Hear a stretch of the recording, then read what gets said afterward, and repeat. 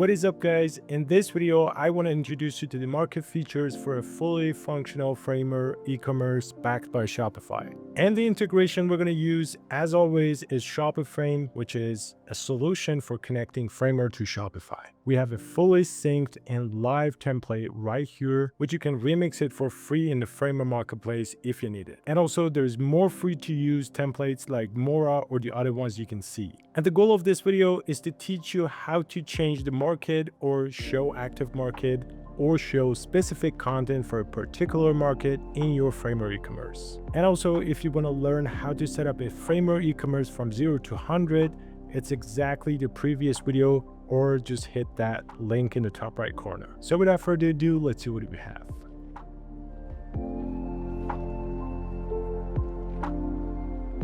Alright guys, first thing first, I'm inside my Shopify admin panel, and as you can see, if I switch to the markets, you'll see that I do have all of these markets: the Albania, Argentina, US, UK, and the whole European onion with all of those countries. Okay, so what are we going to do is create another market, and we want to search for India to add the India market to our store. I'm going to save it because we're going to have something with this. So yep, this is saved, and as you can see, it's with the India currency. All right, so let's switch to the Framer template that we have, and we want to run Shopiframe under the plugins, Shopiframe. And as you can see, under the components, under the global tab, we have a whole bunch of, let's say, components for the market feature that we have on Shopify. So we're going to first work with the market dropdown. And for this, we want to navigate to the main template that we have on the template and click over this stack because we want to drag it right here.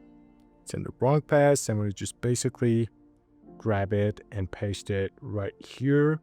And as you can see, if I close the plugin, as you can see, it's added, and we can change the country plus currency. We can just go with the code in currency. We can go with country name only. We can go with currency code, or yep, for the item format, we can also do that, because if I run the template, for example, you can see that we have a drop down here. It's not going to show all of those markets because this is not a live website. We can do the customization. We can check on the styles and then publish the website. And after that, we're going to see the live data synced automatically. You don't need to set anything. You don't need to sync it manually. It's going to be, let's say, automatically synced with your Framer template. So after we're done with this, we're going to run the template to see if that works perfectly. And yep, let's go back over the component. We're going to go with country plus currency, and we can basically disable the flag. We can go with emoji. We can go with image, and we can customize the flag style. We can change the updating text, and it's for basically while you change the market, it's going to say updating. So you can change this text. If you have no market here, you can change this no market available. And we have pretty much every customization for button size, color, font, padding, tracking, and background, border radius, and shadow.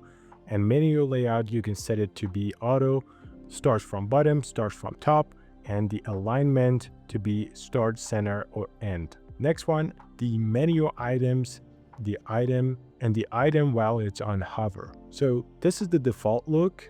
If I run it again, you'll see that it has a default look here, and we can check it on the preview. As I said, I want to change this a little bit, so I'm going to fast forward the video because I don't like the, let's say, items background and some, some small things I want to tweak.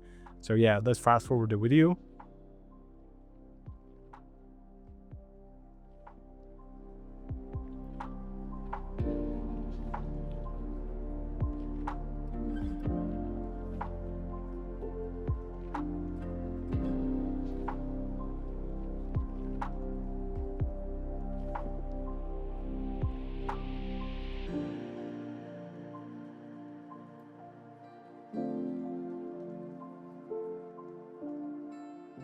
All right, I've done the customizations. I've added a little bit pressing motion and a little bit of hover motions. And what I'm going to do is I want to publish the website to see how it looks and show you the market content live on the website. So for example, if we hover over it, it's going to be a little bit scaling. And while we open it, we have all of these markets and we can basically change from Belgium, which we have it here, and all of the prices are in euro. We can change it to, for example, Albania. I didn't set any, Albania currency, so that's why it says dollar. And if we, for example, go change it to France, it's going to be euro again. And whatever currency you have, it's going to show on the live website. For example, the India that we added is going to be with the India currency. And because we didn't, set the products available in the India market, it's going to say sold out. All right, guys, we're done with the Marke Selector. And what we're going to do on the framer, on the product page details, if I zoom in a little bit, we want to add the active market, which is under the components, global. We have the active market and we can drag and drop it right here.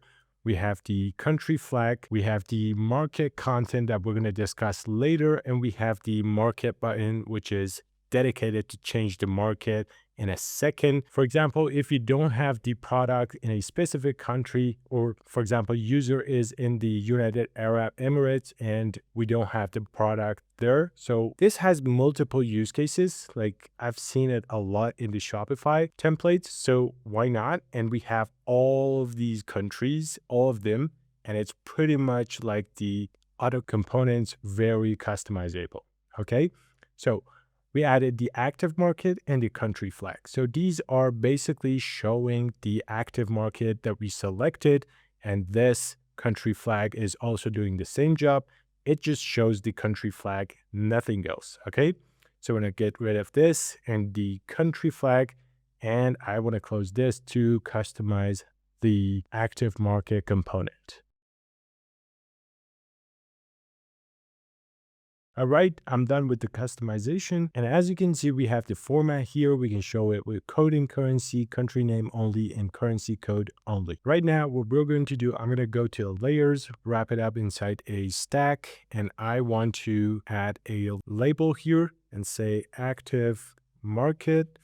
And I'm going to do vertical. Let's put it at the center. And this should be a little bit smaller. So we're going to make it 14 pixel. And then the colors, we're going to set it to grade 2 because this is going to be a only label. If we want the website, if we go to the links, yep, as you can see, we have the India active here. If we set it to Belgium, the currency and everything is going to be changed, and also the active market automatically. All right, and the last part is dedicated to the market content, which is perfect for showing specific content in a particular market. For example, you want to show a discount modal or a free shipping modal or something like that in the cart or in the whole page or whatever you want. You can basically navigate to the plugin and under the products, under the global, drag and drop the market content and put it somewhere. For example, I want this to be over the whole website. This is going to be a modal. So I'm going to close the plugin, make it absolute, and go with 100%. And the width should be, as always, viewport, because this is going to be a modal. And this is the modal component that we have. If I make the theme white, you'll see that this is the modal that we have, and it says free shipping in the active market component. And the active market component is going to be what the user selected. Okay. So I want to show this modal when the Belgium is selected, and we're going to have free shipping in the Belgium country. Okay. So for example, if I zoom in a little bit on the market content, we're going to select this modal discount that we have on top here. And the country should be Belgium. So whenever the user selects Belgium, they're going to see this modal. Okay.